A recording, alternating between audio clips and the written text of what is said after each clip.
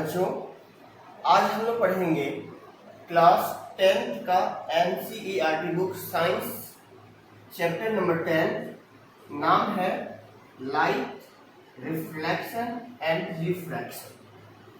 Chapter name याद रखना है बच्चों। चैप्टर का नाम क्या है? Light, reflection and refraction. इस चैप्टर को दो पार्ट में बांटा गया है, एक रिफ्लेक्शन और दूसरा रिफ्रैक्शन। एक रिफ्लेक्शन और दूसरा रिफ्रैक्शन। तो सबसे पहले हम लोग पढ़ेंगे रिफ्लेक्शन के बारे में। किसके बारे में पढ़ेंगे? रिफ्लेक्शन के बारे में। ये रिफ्लेक्शन क्या होता है इसको हम लोग समझेंगे बच्चों। रिफ्लेक्शन क्या होता है? प्रीवियस क्लास में हम लोगों ने स्टडी किया था लाइट के बारे में। ओके, प्रीवियस क्लास में हम लोगों ने स्टडी किया था लाइट के बारे में बच्चों।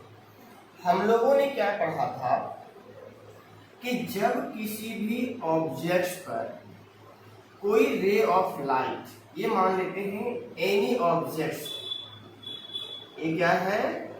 एनी ऑब्जेक्ट, किसी भी ऑब्जेक्ट पर रे ऑफ लाइट इंसिडेंट होती है, तो इंसिडेंट होने के बाद इसकी मोस्ट रे, मतलब इसके अधिकांश किरणें, अधिकांश रे ऑफ लाइट वापस रिटर्न हो जाता है बच्चों। क्या हो पाता है? रिटर्न हो पाता है। ये भी याद रखना है बच्चों कि जब हम किसी भी ऑब्जेक्ट को देखना चाहते हैं तो उस ऑब्जेक्ट को हम तभी देख पाते हैं जब उस ऑब्जेक्ट पर पड़ने वाली रे ऑफ लाइट रिफ्लेक्ट होकर के हमारी आंखों तक पहुंचती है। ओके, वो हमारी आंखों तक पहुंचती है रिफ्लेक्टेड हुई रे ऑफ लाइट, तब हम लोग देख पाते हैं किसी ऑब्जेक्ट को। अर्थात जब रे ऑफ लाइट किसी ऑब्जेक्ट पर पड़ती है तो उसकी रे टकराने के बाद, कोलिजन होने के बाद ऑब्जेक्ट में वापस वो रिफ्लेक्ट हो जाता है। दैट मीन्स बच्चों, वो जिस मीडियम से आ रहा होता है, जिस मीडियम से आ रहा होता है उसी मीडियम में ये वापस लौट जाता है। और हम लोग ये जानते हैं कि रे ऑफ लाइट वैक्यूम से आता है। किससे आता है बच्चों? वैक्यूम, या फिर हम बोल सकते हैं एयर से रे ऑफ लाइट इंसिडेंट होता है। तो जब किसी भी लाइट ऑफ सोर्स से रे ऑफ लाइट किसी ऑब्जेक्ट पर पड़ता है तो ऑब्जेक्ट पर पड़ने के बाद वापस अधिकांश रे ऑफ लाइट वापस रिफ्लेक्ट हो जाता है। जिस मीडियम में आ रहा होता है उसी मीडियम में रिफ्लेक्ट हो जाता है। तो इसी को हम लोग जानते हैं रिफ्लेक्शन के बाद, रिफ्लेक्शन के नाम से। किस नाम से जानते हैं बच्चों? रिफ्लेक्शन के नाम से जानते हैं। ध्यान देना है बच्चों, रिफ्लेक्शन की परिभाषा आप लोगों को रटने की आवश्यकता नहीं है। ओके, रिफ्लेक्शन की परिभाषा ने डेफिनेशन को रटने की आवश्यकता नहीं है। आप लोग जितना बारीकी से इस वीडियो को देखिएगा और हर एक बिंदु पर जो हम कर रहे होंगे उस पर ध्यान केंद्रित कीजिएगा, तो आप लोगों को इतना बड़ा डेफिनेशन नहीं रखना पड़ेगा। ओके बच्चों, देखो यहाँ पर क्या है, ये कोई मिरर मान लेते हैं। ये क्या है बच्चों? मिरर। हम जानते हैं ना, मिरर का एक भाग रंगा हुआ होता है, एक कलर भाग है। ये जो सरफेस होता है ये स्मूथ होता है ना बच्चों। ये क्या होता है? स्मूथ होता है, प्लेन होता है। क्या होता है? प्लेन होता है। किसी भी लाइट सोर्स से, ये मान लेते हैं कोई लाइट सोर्स है जहां से रे ऑफ लाइट बाहर निकल रहा होगा, तो किसी भी लाइट सोर्स से स्मूथ सरफेस पे अगर कोई भी रे ऑफ लाइट इंसिडेंट होता है तो इंसिडेंट होने के बाद ये वापस रिफ्लेक्ट भी हो जाता है। बच्चों, इसको समझने से पहले एक एग्जांपल से हम समझाते हैं। अगर हम लोग किसी बॉल को बच्चों दीवार में फेंकते हैं, क्या करते हैं? दीवार के ऊपर फेंकते हैं तो वो वापस लौट करके हम तक पहुंच जाता है, बोलते हैं ना बच्चों। इसी प्रकार से कोई भी रे ऑफ लाइट जब किसी स्मूथ सरफेस पे आकर के कोलिजन होती है, टकराती है, तो कोलिजन होने के बाद ये वापस लौट जाती है। तो इस लौटती हुई यानी रिटर्न होती हुई रे ऑफ लाइट को हम लोग रिफ्लेक्ट बोलते हैं। क्या बोलते हैं बच्चों? रिफ्लेक्ट। तो यहाँ पर जो इवेंट हो रहा है, मतलब जब किसी स्मूथ सरफेस पर रे ऑफ लाइट इंसिडेंट होता है, अर्थात स्मूथ सरफेस पे रे ऑफ लाइट कॉलिजन होता है, तो टकराने के बाद यानी कॉलिजन होने के बाद इसकी अधिकांश रे ऑफ लाइट क्या होता है, सेम मीडियम में वापस लौट जाती है। यहाँ जो हो रहा है उसे नहीं, बल्कि यहाँ पर जो इवेंट हो रहा है बच्चों, जो इवेंट हो रहा है, इस इवेंट को हम बोलते हैं रिफ्लेक्शन ऑफ लाइट। क्या बोलते हैं? रिफ्लेक्शन ऑफ लाइट बोलते हैं। ओके बच्चों, डिफिनेशन में क्या है बच्चों, देखो, when rays of light incident on your smooth surface, then after colliding most of ray of light return to the same medium, this event is known as reflection of light। Figure को ध्यान से देखो बच्चों, जब कोई ray of light smooth surface पर collision होता है, अर्थात इंसिडेंट होता है, तो वो उसकी टकराने वाली जो रे ऑफ लाइट होती है वो वापस सेम मीडियम में लौट जाती है।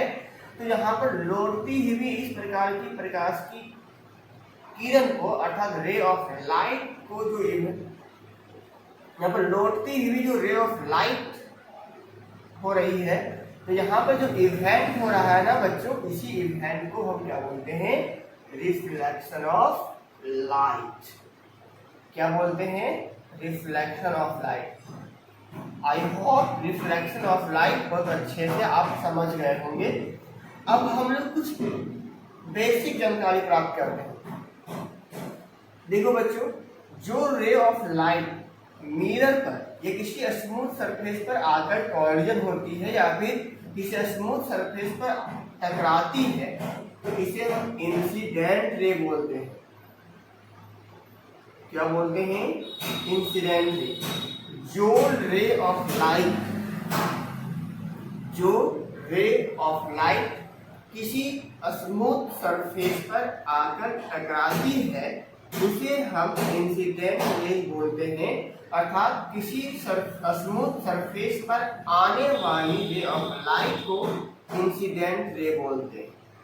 ओके, इसके बाद बच्चों, इंसिडेंट रे को टकराने के बाद जो वापस यानी रिटर्न हो रही रे ऑफ लाइट को हम लोग रिफ्लेक्टेड रे बोलते हैं। क्या बोलते हैं बच्चों? रिफ्लेक्टेड। जो रे ऑफ लाइट मिरर पर टकराता है और टकराने के बाद वापस लौट जाती है। ध्यान से सुनना बच्चों, अगर रे ऑफ लाइट इंसिडेंट होता है मिरर पर, तो इंसिडेंट होने के बाद जब वह रिफ्लेक्ट होने लगता है, तो रिफ्लेक्टेड हुई रे ऑफ लाइट को हम लोग रिफ्लेक्टेड रे बोलेंगे। क्या बोलेंगे? Reflected ray. तो स्मूथ सरफेस पे इंसिडेंट रे जिस पॉइंट पे आकर के गिरती है, इस पॉइंट का नाम है इंसिडेंट पॉइंट। हिंदी में इसको आपतन बिंदु बोलते हैं। क्या बोलते हैं बच्चों? आपतन बिंदु। इस इंसिडेंट पॉइंट पर अगर हम एक परपेंडिकुलर लाइन ड्रॉ करें, क्या अगर हम इस इंसिडेंट पॉइंट पे एक परपेंडिकुलर लाइन ड्रॉ करें, तो इस लाइन को बोला जाता है नॉर्मल पाथ। क्या बोलते हैं? नॉर्मल पाथ बोलते हैं। अब इंसिडेंट रे और नॉर्मल पाथ के बीच एक एंगल बन रहा है, जिस एंगल को हम आई से इंसिडेंट करते हैं और आई से इंसिडेंट करते हैं, और आई का मतलब होता है इंसिडेंट एंगल। कौन सा एंगल? Incident angle. तो इंसिडेंट रे और नॉर्मल पाथ के बीच का जो एंगल बन रहा होता है उसको इंसिडेंट एंगल बोलते हैं और इसको आई से इंडिकेट करते हैं। सेम नॉर्मल पाथ और रिफ्लेक्टेड रे, नॉर्मल पाथ और रिफ्लेक्टेड रे के बीच जो एंगल बनता है ये एंगल आर होता है। इसको हम डिनोट करते हैं आर से और इसका नाम है रिफ्लेक्टेड एंगल। क्या नाम है बच्चों? Reflected angle. इन दोनों पॉइंटों को थोड़ा ध्यान से सुनना है। इंसिडेंट रे और नॉर्मल पाथ के बीच वाले एंगल को इंसिडेंट एंगल बोलते हैं और इसे आई से इंडिकेट किया जाता है, स्मॉल आई से। रिफ्लेक्टेड रे और नॉर्मल पाथ के बीच का जो एंगल बनता है इसको रिफ्लेक्टेड एंगल बोला जाता है और इसे हम लोग आर से इंडिकेट करते हैं। किससे इंडिकेट करते हैं? आर से। तो इंसिडेंट रे और नॉर्मल पाथ के बीच का जो एंगल होगा इंसिडेंट एंगल होगा, इसे हम आई से डिनोट करेंगे। और फिर रिफ्लेक्टेड रे और नॉर्मल पाथ के बीच जो एंगल होगा वो रिफ्लेक्टेड एंगल कहलाता है और इसे हम आर से इंडिकेट करते हैं। ओके बच्चों, तो इन सभी तथ्यों को ध्यान में रखना होगा ताकि आगे जब हम पढ़ेंगे चैप्टर को तो ज्यादा आसान होगा। अब हम लोग जानेंगे बच्चों लॉ ऑफ रिफ्लेक्शन। क्या जानेंगे बच्चों? Law of reflection. Law of reflection यानी रिफ्लेक्शन का नियम। तो रिफ्लेक्शन का बच्चों दो नियम है। रिफ्लेक्शन का कितने नियम है बच्चों? दो नियम है। तो पहला नियम और दूसरा नियम क्या है, यानी फर्स्ट लॉ और सेकेंड लॉ क्या है, इस फिगर को देख करके ही हम लोग जानेंगे बच्चों। अगर हम लोग इस फिगर को ध्यान से देख लेंगे या फिर जो हम बताने जा रहे हैं फिगर के अनुसार उसको अगर तुम लोग ध्यान से देख लो तो शायद आप लोगों को लॉ ऑफ रिफ्लेक्शन को रटने की आवश्यकता नहीं पड़ेगा। ओके, तो लॉ ऑफ रिफ्लेक्शन में पहला लॉ क्या है बच्चों? सो ध्यान से सुनो। लॉ ऑफ रिफ्लेक्शन में पहला लॉ क्या है? पहला लॉ है incident ray, reflected ray and draw the incident point at normal path is the same plane. Okay, क्या है? इंसिडेंट रे, ध्यान से यहां देखना है। पहला रो क्या है? पहला लो क्या है बच्चों? Incident ray, reflected ray and incident point पर बनाया गया नॉर्मल पाथ। ये तीनों कौन कौन? इंसिडेंट रे, रिफ्लेक्टेड रे और इंसिडेंट पॉइंट पर बनाई गई नॉर्मल पाथ, तीनों सेम सरफेस पर होता है। ये लॉ ऑफ रिफ्लेक्शन का फर्स्ट लॉ है। सेकेंड लॉ क्या है? इंसिडेंट एंगल और रिफ्लेक्टेड एंगल दोनों बराबर होता है। दैट मीन्स दोनों इक्वल होता है, अर्थात सेकेंड रूल जो है वो angle i is equal to angle r होगा। फिर से इस लॉ को देखो बच्चों। इंसिडेंट रे, रिफ्लेक्टेड रे, incident ray, reflected ray and drawn या normal path at incident point, those are same plane. Okay, first rule को ध्यान से समझना है। Incident ray, reflected ray and drawn your normal path at incident point, those are same plane surface. This is first law of reflection, and second law of reflection, the incident angle is equal to reflected. Second law, incident angle is equal to reflected angle. ये था ray of light. अब हम लोग पढ़ेंगे mirror के बारे में बच्चों नेक्स्ट वीडियो में।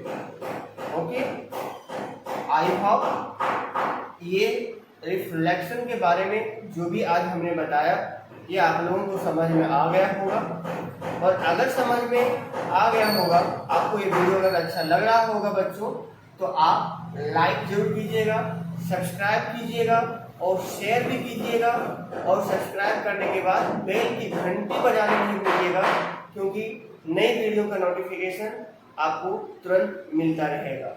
ओके बच्चों, गुड बाय, फिर नेक्स्ट वीडियो में मिलेंगे।